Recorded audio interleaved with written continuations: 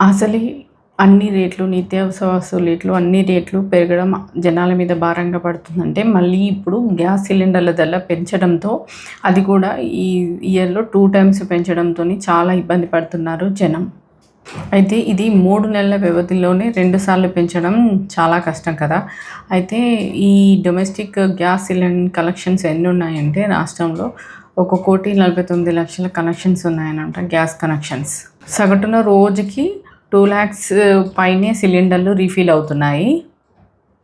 అయితే 14.2 కిలోల cylinder gas ధరని రూపాయలు 29కి పెంచడంతో ఏమైతుందంటే సంవత్సరానికి దాదాపుగా అందరి ప్రజల మీద 240 కోట్ల ఆర్థిక భారం అధికంగా పడుతుందన్నమాట.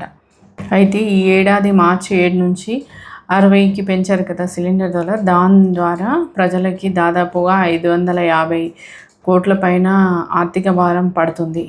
రెండోసారి గ్యాస్ పెంచడం ద్వారా ఏమైందంటే ఈ భారం వచ్చేసి 740 కోట్ల పైనే పడిందనమాట ప్రజలపైన. దానికి తోడు ఇది ఆదివారం నుంచే స్టార్ట్ అవుతాయి. ప్లస్ ఫస్ట్ సిలిండర్ ఎవరైతే బుక్ చేసుకున్నారో వాళ్ళకి అయినా మామూలు వాళ్ళకైనా అందరికీ సేమ్ వర్తిస్తుంది ఈ రేట్ అని చెప్పడం జరిగిందనమాట. అసలైతే చాలా చాలా దారుణం ఇది.